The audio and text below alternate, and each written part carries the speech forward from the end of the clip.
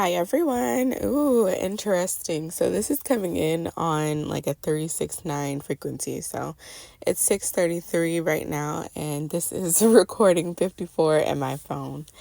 And so this is on a 369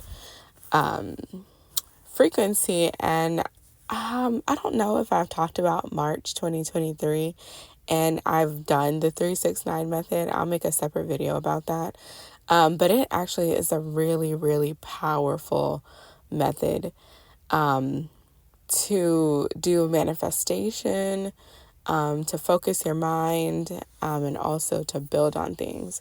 Now, I haven't seriously done it again, but maybe there is something about the 369 method with what I'm going to talk about today.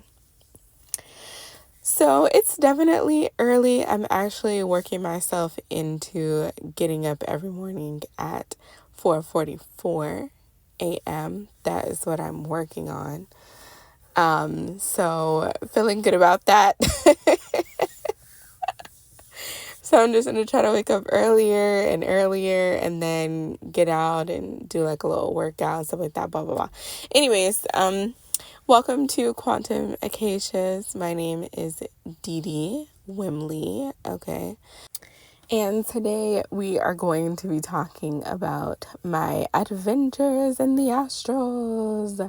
I took a trip to Sheol, okay? So this one is really interesting. There was definitely a build up to this before this dream. There's kind of like this underlining theme of like taking a trip to the underworld, right? And I think in my head, I was like, why is there, not everybody's now, why is there this energy of like going to hell? Like in my head, I, for some reason, thought that Sheol was hell. I don't know. I feel like I've just heard that in passing. But anyways, if you're like me and that's what you thought, listen to this dream because that is not accurate. And so this dream was actually the night of the 3rd going into July 4th, okay? So in this dream, I am on the Greater New Orleans Bridge, okay? The Gatineau Bridge, which is also called locally the Crescent City Connection. So this bridge is over the Mississippi, and it is a connecting bridge between Greater New Orleans area, and then also some of the cities that are right outside of it. So across this river, we actually do call it the West Bank. Now, why we specifically call it the West Bank, I'm not exactly sure, but of course there's also the West Bank in Gaza, which is interesting. And it's also really interesting, and let me not deviate too much, but we also have an Algiers in the West Bank. So growing up, majority of my, I'd say probably like majority of my childhood. No, not my, kind of majority of my childhood I spent in New Orleans, but high school I lived on the West Bank, okay? And so there's a place called Algiers in there, which old Algiers has a lot of hoodoo energy, which I did not know. But I also did not realize that there was like an Algiers in Africa as well. So anyways, I just thought that those were very interesting to mention. Okay, so anyways, so across this bridge is the West Bank, and that's other little cities. Now, I'm not sure why. Like I said, I'm not sure. I guess because it's west of New Orleans. I don't know. But that's what we call it, the West Bank, okay? And so we were all walking on this bridge, my husband and I and the kids, and it seemed like there was like I don't know why I want to say like kind of like a migration towards Greater New Orleans area. So I knew we were going into New Orleans from the West Bank. Okay. Now, like I said, it felt like some type of migration, but not necessarily like that this was an ancestral thing, but it felt like there had been some type of natural disaster or something that happened. And it seemed like everybody's cars were underwater, and a lot of people were walking on the bridge to get to New Orleans. Now, why we would be going necessarily back to New Orleans, I'm not sure, because New Orleans is a bowl, and but I guess maybe the disaster happened in the West Bank, I guess. I don't know. But this is actually the second time that I've had a dream like this. So before we actually moved to Arizona in 2021, I was having this like series of dreams. And I remember it was kind of causing some anxiety, but I was having these series of dreams of like this massive hurricane coming. And again, it was this thing of like people's cars were underwater in the Mississippi, and we were having to walk over the Mississippi.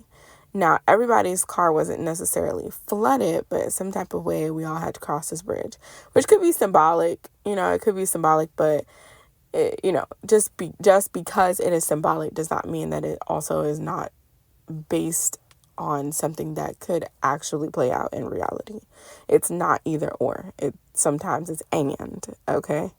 So anyways, in this dream, there was something like that going on. And so it seemed like we kind of waited for majority of people to cross. So we were kind of at the end of this migration. Now, I don't feel like our car necessarily got damaged or underwater, but it felt like we were helping out in this process, which is usually what I'm doing in the astrals, honestly.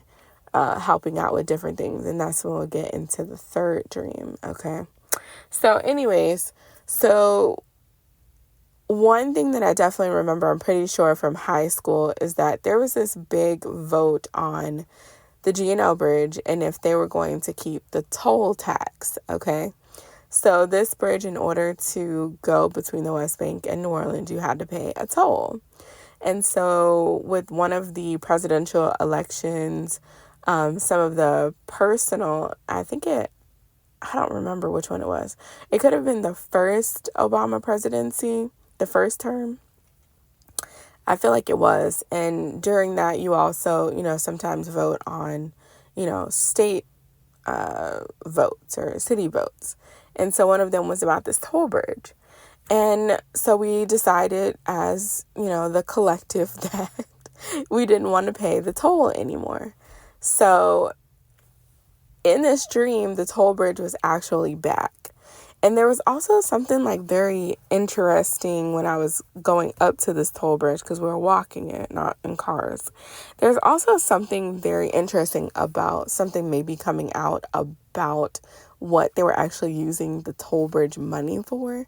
There was almost like this kind of feeling of like, I don't know, it's interesting to say, but it was almost like we should have never gotten rid of the toll bridge, like in one form, but it was funding something that we would be glad that the toll bridge wasn't there anymore. Like, we needed it as far as like money for the city, but whatever was going on with the toll bridge money, I think we would have been happier that we weren't paying it. It was very interesting. So anyways, so we're walking up and I go first, to see how much the toll is. And for some reason, I just expected the toll to be really high. And this was also the bridge. It was very much like almost an overlay of the bridge in Diaz dos Muertos, in Coco, where this boy, because we weren't dead. And that's another thing. I want to make that clear too, because when you talk about SHEOL in the underworld, it says that it's a place for all dead to go. I knew that we were going over this bridge. I didn't necessarily know it was SHEOL yet, but I knew we were going over this bridge and then we were going to cross back. So we were just like taking just a little vacation, okay? Just a little trip, okay? Just a little look around, a little look-see, okay? And that's what it honestly felt like. To be honest, it felt like we were taking like just like a little vacation. But we had to pay this toll to do the vacation. So anyways, I go up to the toll bridge and there was this woman, okay? Now, it's interesting because I did see a video from this woman. Her name is the Mars King. And she's a tarot reader on here. And I saw her at the toll bridge, which I'm sure that she probably is representing something. Or she could be I don't know if I don't know if ambassador is the right word, but like do you know what I'm saying? Like there are certain people on this planet that they're energetically connected to different energies and entities and beings. And sometimes when you see them in dreams, they are like the representative of that energy that the energy wants you to meet before you meet them. Does that make sense?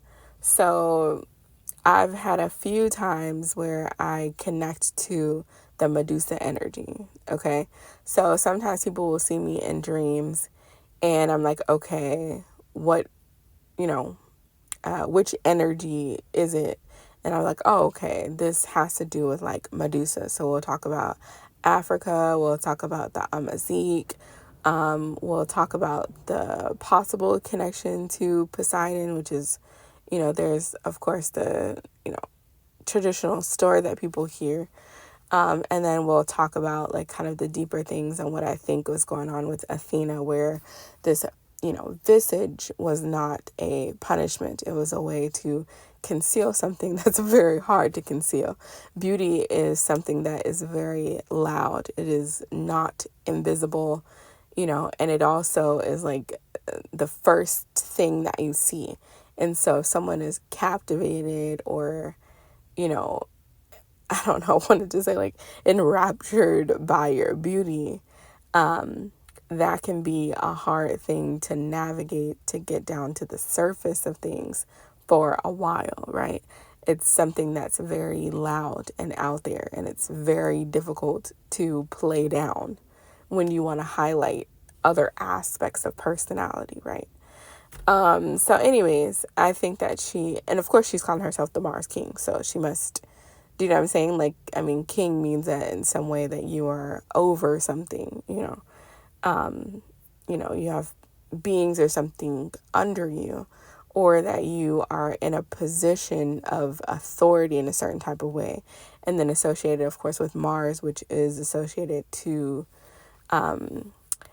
war, but it also is associated to the underworld, like Pluto.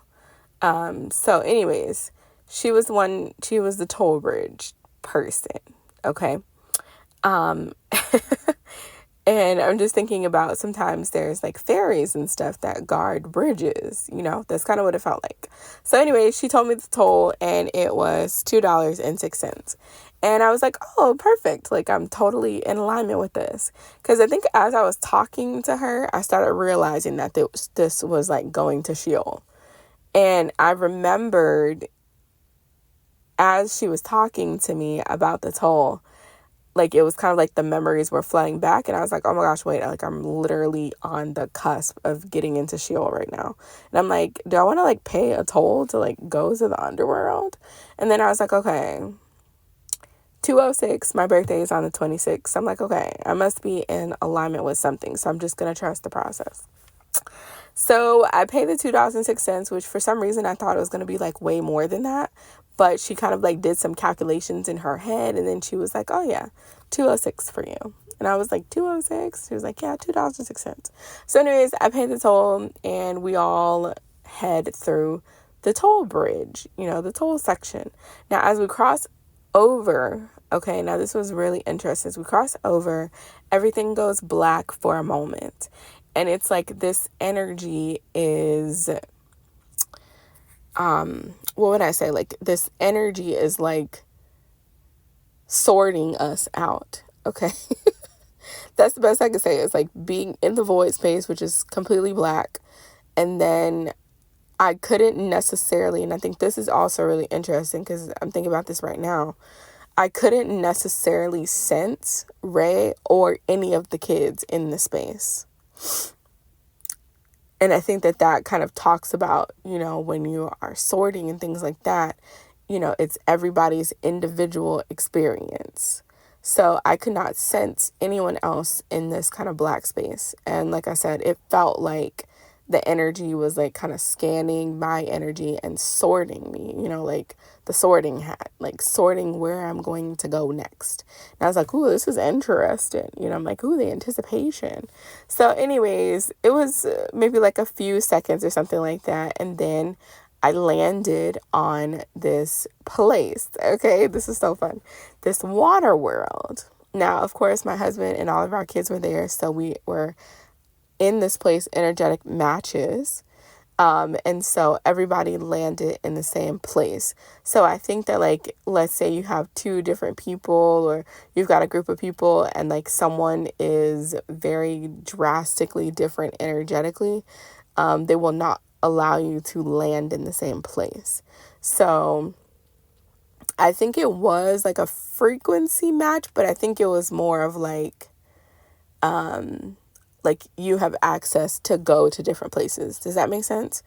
So I think like someone or something wanted me to go to Sheol to see this water world. And when we went through the sorting energy, we were allowed to go there because our energy was like good to pass the test or pass the energy thing or whatever, So anyways, we get to this water world and I immediately know that this used to be Mars. And it was stunning. It was beautiful. And in a lot of ways, honestly, it had very similar vegetation, I would say. So I didn't get to see all of Mars. Obviously, I got to see this part of Mars.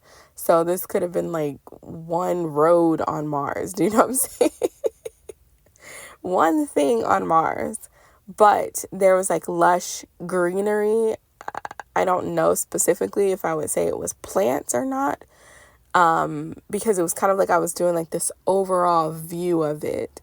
And there was like little bitty, what I would say like little bitty islands next to each other, like mini islands, like islands that you could like jump to, like real mini islands, okay, that you could like jump on and go to the next one. So you couldn't like build a house on it or something like that. But yeah, I'm not really sure what they were, but they were kind of like little floating mounds of earth, I guess. But it seemed like, how when we talk about earth, where, it's depicted as land and water, it seemed like we collectively called Mars actually the water world. Even though there was land, it was way more water than land. And there was probably a few other people that I saw kind of in the distance. So there were some people there, other humans. That's what I saw. I didn't see anything that didn't look human. Now, like I said, I don't know the time period of this. I don't know. Do you know what I'm saying? I don't know if this was just like the Sheol version of it. I don't know. But I did see other humans and other human families and other Black people. I will say that. Sometimes it seems like people kind of just see, only blue-eyed, blonde-haired beings or whatever. But I did see other Black people. Okay. And so there was like this kind of nostalgia and like awe, because I feel like at some point I must have known this place because it didn't feel foreign to me. And I was like, yeah, that's right. We called it the water world.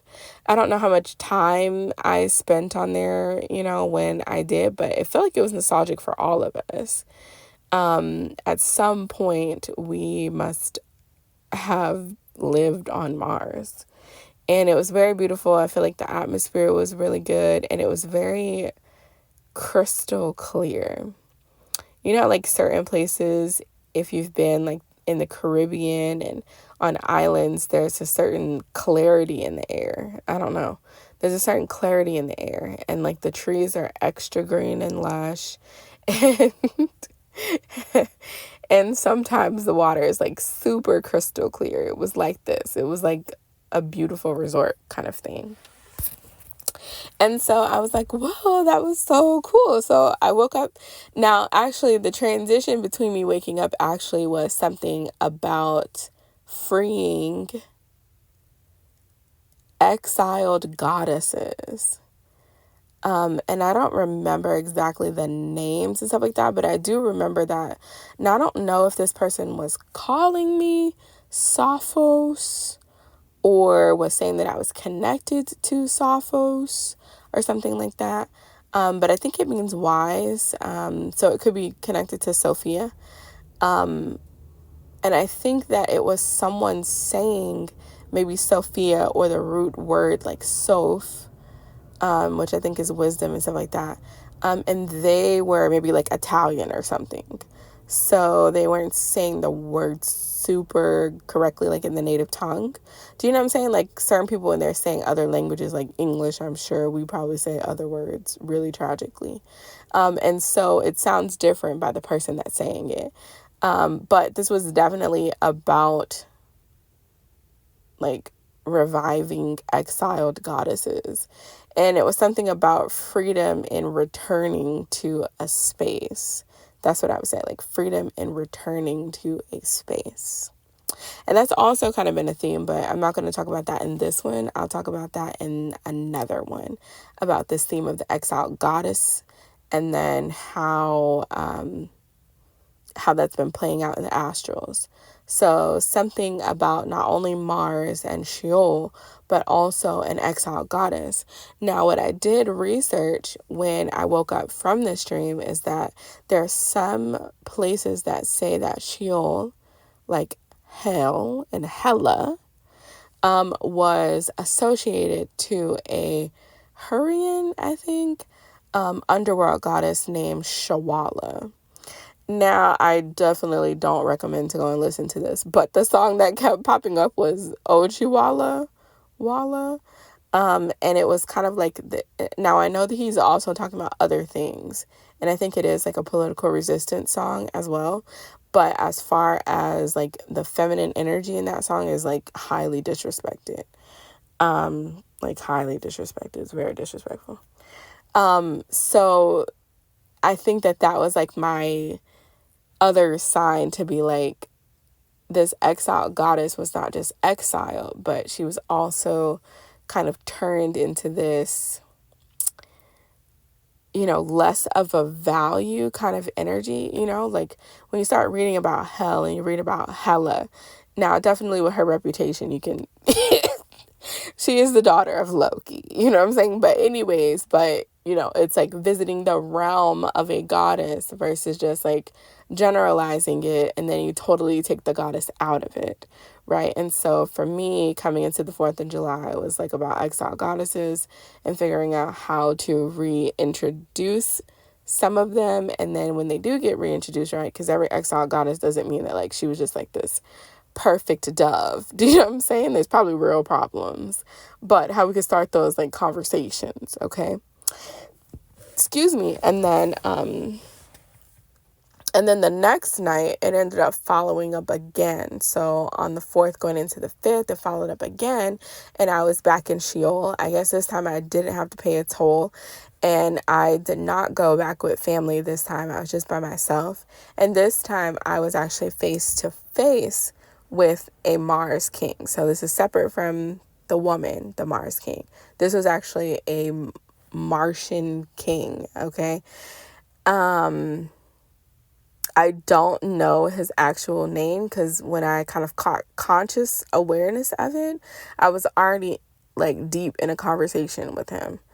And I don't really know how to explain what he looked like. But there was like human-ish features. So like a head, arms, a general legs kind of situation somewhere, like it was implied there were legs, I guess. But most, when I saw him, there's like this kind of, there are these beings that you see them and it's kind of like they're dressing their energy up in black energy, and like they can kind of dress it up in a way that appears almost like a body and clothes. It's very difficult to like to articulate. It's not difficult to understand, but it's difficult to articulate what it is. But if you see them in dream time, you know what I'm talking about. So it's like they don't really have eyes, but like there's like, you know, a semblance of light coming from where you would see eye sockets. You know, it's a little bit more detailed than like a shadow person. It's a little bit more detailed than that. And this is what this being looked like. And we were in the midst of this red space, and at the bottom of it was, you know, more of an orange, brownish, okay. Yeah. Um, orangish, brownish space. Let me just see, is that a word, bronze? I don't know. You know, sometimes I make a mistake on words and it's actually a word. So let me just see if bronze is a word. If it's something relevant, I'm going to pass out because usually that happens anyways. Okay, yeah. They're like, oh, bronze. And that's not, I don't think that's what I meant. I don't think that's what I'm going to say. Oh, okay. Yeah, bronze is a word in some dialects of Riparian, a group of German dialects meaning brown. Oh, okay. Interesting. There's a bronze family in the U.S. Okay. Yeah, in certain German dialects, it's the feminine version of brown. Interesting. So anyways, and he was actually giving me tips about, I guess I was going to him, and I'm going to say from his reaction, I guess he felt like I was complaining about money. So it seemed like that's where the conversation went. And so he was like, yeah, you could just do X, Y, and Z. And it was kind of like, okay, now let's get to like the real conversation here. So he gave me some money tips, which was interesting. And then it seemed like he wanted to get to like the next thing, which I don't even remember what the next thing was after that, which is funny because I'm like, oh, okay, cool. And then last night, so today is the 9th. It was 7-Eleven. I ended up in the astral. Oh, yeah, 7-Eleven again. I ended up in the astrals, and I'm pretty sure that I was in Sheol again, but a different part of it.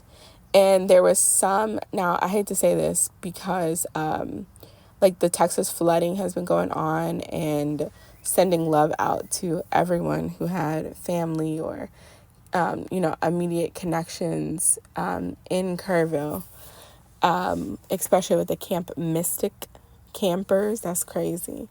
But it seemed like there was another event coming up in Texas. Now, this could be just like a, you know, holding place where maybe some of these people that did pass away were in the astrals in this place. So what I saw was like a very nice kind of upscale place that people were gathering. And then Ray and I were helping people to kind of find their families.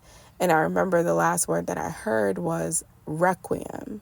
And that's like, as I was coming out of the astrals and coming, like waking up, they kept saying requiem, which then I heard like a requiem of souls. And so I was like, oh, okay, this must be Sheol. It must be, which is very similar to Seol and then also soul.